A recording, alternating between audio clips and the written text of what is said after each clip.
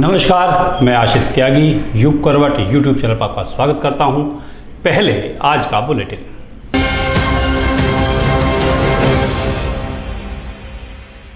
करहेड़ा गांव में हिंडन का पानी मुसीबत बनने लगा है। आज यहां 2 नवयुवक डूब गए, दोनों की मौत हो गई। शासन ने इस मामले पर संज्ञान लिया है। प्रशासन अपनी तरफ से कार्रवाई करने की बात कर रहा है। कई बिजली घर भी बाढ़ की चपेट में आ गए हैं। इससे अनेक इलाकों में बिजली गुल है।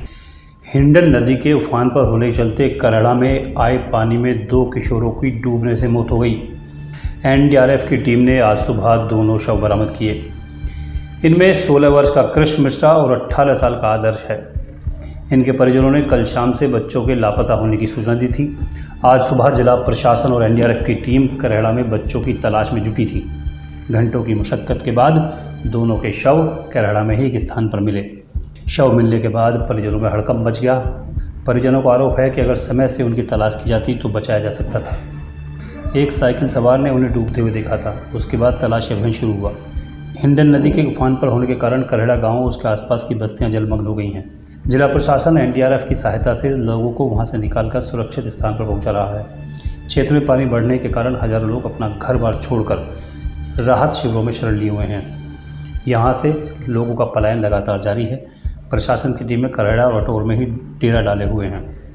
करहड़ा में लगातार पानी बढ़ने से राहत कार्य में दिक्कत आ रही है। करहड़ा में अभी कई फुट पानी भरा हुआ है। दरअसल करहड़ा में पानी के भरने की एक बड़ी वजह हिंडन नदी में उगाई जलकुंभी भी है। जलकुंभी की वजह से पानी पूरे फ्लो में आगे नहीं बढ़ पा रहा है।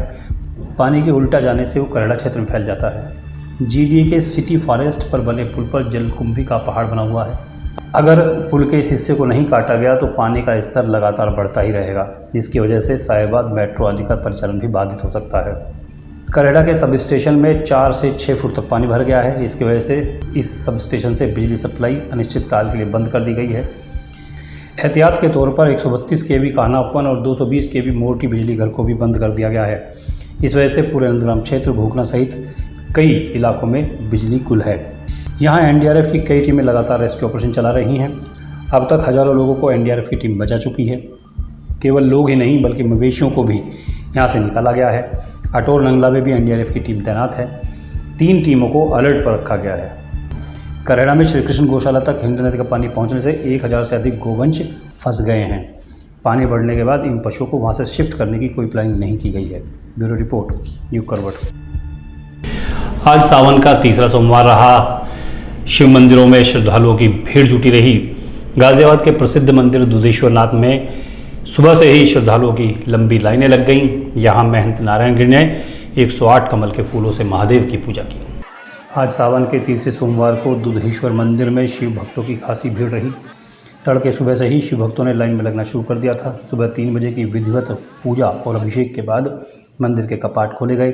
दुधेश्वर वेद विद्यापीठ के आचार्य और छात्रों ने मंत्रोच्चार के साथ भगवान दुधेश्वर की पूजा अर्चना की और पंचामृत से स्नान कराकर विशेष श्रृंगार किया गया। मंदिर के महंत नारायण गिरी ने तीसरे सोमवार को भगवान दुधेश्वर की 108 कमल के फूलों से पूजा की। महंत नारायण गिरी ने बताया कि सावन महीने में भगवान की पूजा करने से भक्तों के कष्ट दूर हो जाते हैं।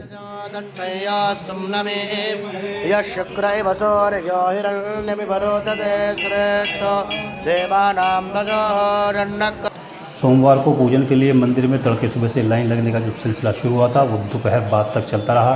भीड़ को देखते हुए वाहनों के लिए मंदिरों को बंद कर दिया गया था। ब्यूरो रिपोर्ट, युग करवट।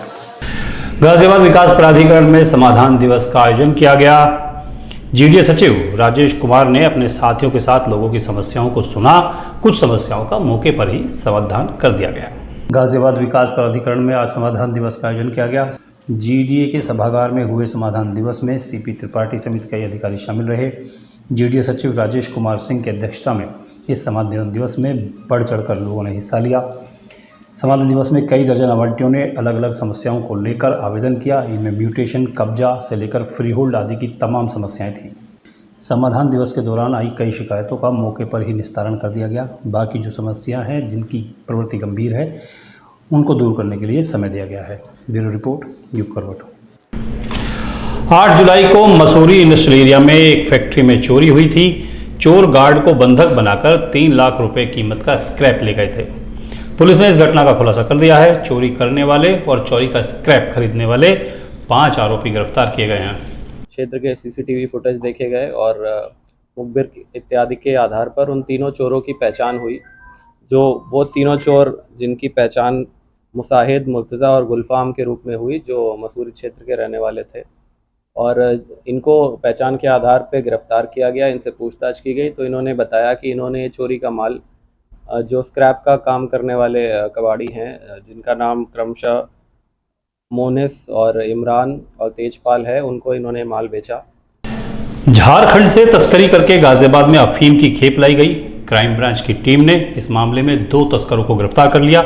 इनके कब्जे से 5 किलोग्राम अफीम पकड़ी गई है, जिसकी बाजार में कीमत 1 करोड़ 25 लाख रुपए बताई गई है। Crime branch police commissioner Ghaziabad द्वारा जो है कल दिनांक 23 जुलाई को जो है साहिबाबाद थाना क्षेत्र से जो है 2 अंतर्राज्यीय तस्कर जो मादक पदार्थों की तस्करी करते हैं की गिरफ्तारी की गई है, जिनके कब्जे से 5 किलो जो है अफीम बरामद हुई है। मुरादनगर गंग नहर पर देर रात कुछ लोग नहाने पहुंच गए। वहां उन्होंने गहरे पानी में उतरने का प्रयास किया। पीएसी के जवानों ने उन्हें ऐसा करने से रोका तो उन्होंने जवानों पर हमला कर दिया। पुलिस ने 4 आरोपियों को गिरफ्तार कर लिया है। 22/23 की रात गंग नहर थाना मुरादनगर में रात को 2 बजे कुछ लड़के गंग नहर में गहरे पानी में नहाने के लिए उतरे थे, जिसमें पीएसी फ्लड के जवानों ने उन्हें मना किया। इस बात पर उन लोगों ने पीएसी के जवानों के संग मारपीट की, जिसमें मौके से 4 आरोपियों को गिरफ्तार कर लिया गया है। पीएसी के जवानों के तहरीर के आधार पर सुसंगत धाराओं में मुकदमा पंजीकृत कर लिया गया है। अन्य ये था बुलेटिन। अब खबरों का पोस्टमार्टम।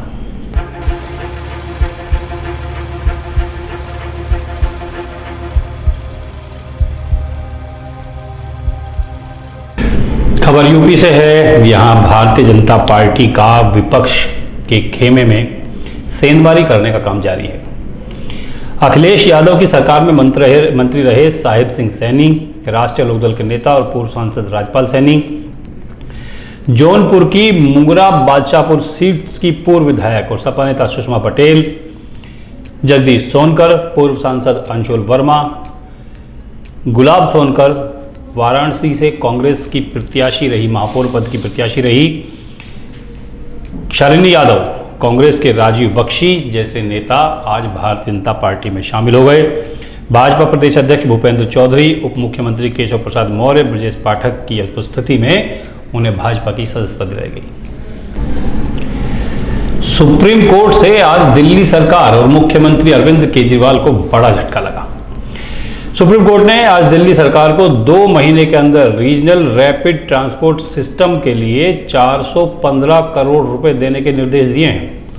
जस्टिस एस के कौल और जस्टिस सुधांशु धूलिया की पीठ ने कहा कि आम आदमी पार्टी के नेतृत्व वाली सरकार ने पिछले 3 वर्ष में विज्ञापनों पर 1000 करोड़ खर्च किए हैं। अगर सरकार विज्ञापन पर इतनी बड़ी रकम खर्च कर सकती है तो निश्चित तौर पर बुनियादी ढांचा परियोजनाओं को भी फंड मिलना चाहिए। दरअसल दिल्ली सरकार ने आरआरटीएस परियोजना के लिए धन देने में असमर्थता व्यक्त की थी, जिसके बाद शीर्ष अदालत ने पिछले 3 साल के विज्ञापन पर किए गए खर्च के धन के रिकॉर्ड को मंगा लिया था। दिल्ली में आरआरटीएस के निर्माण से राजस्थान, हरियाणा से सड़क मार्ग से संपर्क आसान हो जाएगा। इसके लिए दिल्ली सरकार ने फंड मुहैया नहीं कराए। पिछली सुनवाई में दिल्ली सरकार के वकील ने 2 जजों की बेंच को बताया कि सरकार के पास पैसे की कमी है, इसीलिए वित्तीय मदद नहीं की जा सकती। पीठ ने कहा था कि दिल्ली सरकार ने कॉमन प्रोजेक्ट के लिए पैसा देने में असमर्थता जताई। इस योजना में धन की कमी एक बाधा है, इसलिए राष्ट्रीय राजधानी क्षेत्र दिल्ली सरकार से भी एक हलफनामा दाखिल करने को कहते हैं, जिसमें विज्ञापन के खर्च का ब्यौरा दिया जाएगा। और जब सरकार ने ब्यौरा दिया तो कोर्ट ने अपनी नाराजगी जताई। बात बिहार की राजनीति करते हैं। बिहार की राजनीति में पिछले कुछ दिनों से लगातार मंत्रिमंडल विस्तार की बात की जा रही है, मगर अब तक इसको लेकर कोई पुख्ता जानकारी सामने नहीं है। आखिर कब तक मुख्यमंत्री नीतीश कुमार अपनी कैबिनेट का विस्तार करेंगे, इस बारे में केवल अटकलें ही लगाई जा रही हैं। नीतीश कुमार ने लालू यादव, तेजस्वी यादव से मुलाकात की थी। शनिवार को बिहार कांग्रेस के प्रदेश अध्यक्ष अखिलेश प्रताप सिंह और कांग्रेस विधायक दल के नेता शकील अहमद खान ने भी लालू प्रसाद से मुलाकात की। बिहार में कुल विधानसभा सदस्यों की संख्या 243 है। इसका 15% यानी कि 36 मंत्री मंत्रिमंडल में हो सकते हैं। फिलहाल नीतीश मंत्रिमंडल में 15 मंत्री आरजेडी की कोटे से हैं। नीतीश कुमार के 13 मंत्री हैं, 2 मंत्री कांग्रेस कोटे से हैं और 1 निर्दलीय है। यानी कि इस समय बिहार में 31 मंत्री हैं और 5 मंत्री और बनाए जा सकते हैं। इस समय बिहार सरकार में जो 31 मंत्री हैं और 5 मंत्री जो खाली हैं, उनमें 2 मंत्री राष्ट्रीय जनता दल से बनेंगे। कांग्रेस भी 2 मंत्री चाहती है। इसी को लेकर खींचतान चल रही है। मंत्री के जो पद हैं उनकी संख्या को लेकर आपस में सहमति नहीं बन पा रही है। रघुपुरा में सचिन मीना और सीमा हैदर की प्रेम कहानी हम सभी जानते हैं। शादी, बच्चे, पति, भरोसा, इन सब पर शादी के बाद प्यार होने जो हो रहा है वो भारी पड़ रहा है। पहली घटना आलोक मौर्य की है जिस पे हम लोग बात कर रहे हैं। काफ़ी समय पहले वो चर्चा में है। अरविंद कुमार और गुलाम हैदर, ये 3 नाम मैंने जो आपको बताए हैं, आलोक मौर्य, अरविंद कुमार, गुलाम हैदर, तीनों में जो इनकी जीवन की कहानी है उसमें एक बात कॉमन है कि तीसरे शख्स की एंट्री होते ही इनकी शादीशुदा जीवन में, जिंदगी में आग लग गई। जैसे ही किसी तीसरे शख्स की एंट्री होती है, इनका जीवन सुर्खियों में आ जाता है, परिवार टूट जाता है। आलोक मौर्य का मामला मैं आपको बताता हूँ। एसडीएम ज्योति मौर्य के पति हैं आलोक मौर्य। हम सभी जानते हैं कि आलोक मौर्य ने अपनी पत्नी पर होमगार्ड के कमांडेंट के साथ अफेयर होने के आरोप लगाए थे।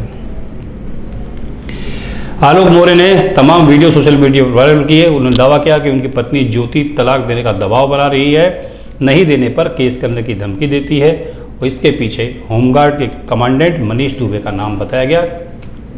आलोक का आरोप था कि उसकी पत्नी ज्योति मौर्य और मनीष दुबे का अफेयर चल रहा है। दूसरा मामला गुलाम हैदर का है। हम सभी जानते हैं कि पाकिस्तान निवासी गुलाम हैदर की पत्नी सीमा हैदर नेपाल के रास्ते अवैध रूप से भारत में प्रवेश कर गई और गौतम बुद्ध नगर के रघुपुरा में आकर अपने प्रेमी सचिन के साथ रहने लगी, वो भी अपने 4 बच्चों को लेकर। गुलाम हैदर सीमा के पहले पति का नाम है। गुलाम ने पत्नी के भागने के बाद एक वीडियो जारी किया जिसमें उसने अपनी कहानी सुनाई। अपने कई इंटरव्यू में वो आलोक की तरह रोता दिखाई देता है और एक शख्स के आने से उसकी पूरी ज़िंदगी कैसे बदल गई है ये वो बताता है, और उस शख्स का नाम सचिन है जो भारत का रहने वाला है। तीसरी कहानी अरविंद की है। अरविंद कुमार नाम का शख्स है जो कहता है कि उसकी पत्नी अंजू घर से बोलकर निकली थी कि जयपुर में अपने दोस्त से मिलने जा रही है, लेकिन एक रात पहले फ़ोन करके बोली कि लाहौर में वो पहुंच चुकी है और 2-3 दिन बाद लौटेगी। कहानी ये है कि भारत से बाकायदा वीज़ा लेकर अंजू पाकिस्तान पहुंची। ऐसा कहा जा रहा है कि वो नसरुल्लाह नाम के शख्स से फेसबुक पर मिली थी और यहीं से उनकी प्रेम की कहानी आगे बढ़ी और आज वो पाकिस्तान में है। अरविंद बताते हैं कि उनकी शादी 2007 में हुई थी। अभी उनके 2 बच्चे हैं। अंजू 8 बजे से शाम 6 बजे तक नौकरी करती है। सब कुछ सामान्य था, बस छोटी सी बात पर झगड़ा हुआ, बच्चे को लेकर या काम को लेकर। साथ में किचन में भी काम किया करते थे, साफ़ सफाई भी, कपड़े भी धोते थे। इससे उसका व्यवहार अच्छा हो गया था। लेकिन एक दिन अंजू ने अपने पति को बताया कि वो जयपुर जा रही है, लेकिन पहुंच लाहौर गई। वहाँ से उसने बताया कि वो अपने एक दोस्त के पास है और 2-3 दिन में लौट आएगी। ये 3 कहानियाँ मैंने जो आपको सुनाई हैं, ये तीनों पुरुष इस समय पीड़ित हैं अपनी पत्नी की वजह से। तीनों पुरुष शादीशुदा हैं, तीनों पिता हैं। तीनों की पत्नी किसी और से दोस्ती कर प्रेम कर बैठी और अपनी पारिवारिक ज़िंदगी जिसमें बच्चे पति सब हैं उसको छोड़कर तीनों के सामने एक संकट पैदा कर दिया। ऐसे मामलों में महिलाओं को, जो 3 महिलाओं आपके सामने नाम लिए गए हैं, उनको ना बच्चों पे प्यार आया, न पति पे और न परिवार पे। प्रेम में पागल कहें या भरोसा तोड़ने वाली, ये आप तय कीजिएगा। तो आज के लिए बस इतना ही। गाजियाबाद और उसके आसपास की तमाम खबरों को देखने के लिए देखिए युग करवट यूट्यूब चैनल। विस्तृत रूप से जानकारी के लिए पढ़िए युग करवट समाचार पत्र।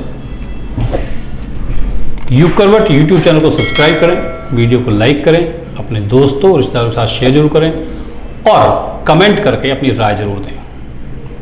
नमस्कार।